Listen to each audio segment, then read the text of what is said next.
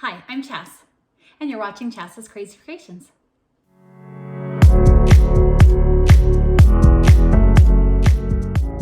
Just wait until you see what we're going to do with these dollar store pans and racks. I started by removing all of the labels from all of these items. Next, I'm going to place one baking pan in the center, and I'm going to add all these marbles to the center of the pan. I'm going to place the other cake pan on top, and as you can see, it swivels. For this next step, on the outside edge, you can use hot glue, you can use super glue, or you can use glue dots. I'll be using the glue dots. I placed 4 glue dots around the edges of the pan, and you can add more or less if you desire. Next, I took my baking sheet and I flipped it upside down. I took the cake pan with the adhesive dots and placed it onto the baking pan. I pressed firmly to make sure that everything stuck well, then I flipped the pan back over and placed it back onto the marbles. As you can see now, I've created the base of my Lazy Susan. Next, we're going to move on to the first cooling rack. Now you could do this either way, but I'm going to flip mine upside down. And then I'm going to bend the sides up on either side of the baking cooling rack. And I'm going to do that to 2 racks. Next, I'm going to bend them upright so that they're touching on either end, and I'll be using some fishing line, but you could use some wire wrap if you choose. I'm going to start by tying the top and bottom together on this side, and then I'm going to repeat that on the other side. Now, if you need more stability, you can tie more of the sides together to make it more stable.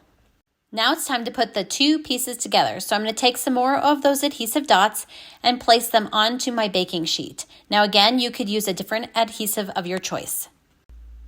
Next, I'm going to take the cooling adhesive racks and I'm going to place them onto the dots, and I'm going to go ahead and press down to make sure they adhere. And the base is complete, and as you can see here, it swivels all the way around. Dollar Tree has these new hanging copper racks, and I purchased this deep one to hang on one side, and then on the other side, I picked 2 shallow racks to hang on top of each other. Now you could do this any way you want. This is just one option. They sell these plastic containers in sets of 3, and they come in a variety of colors. I chose gray to go with the silver, and they have a little edge so that I could hook them right on top of my baking racks. Now again, keep in mind all of this is adjustable and you can add more or less. I added a clear container underneath that just set right inside of the baking sheet.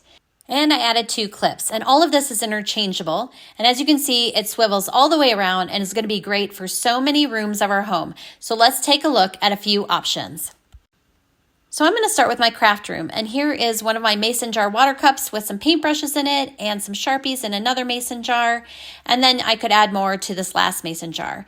With the clips, I'm going to add my scissors to that, and then I'm actually going to place that inside the mason jar for protection to keep the bottom safe, and then I'm going to go ahead and swivel it to the next side.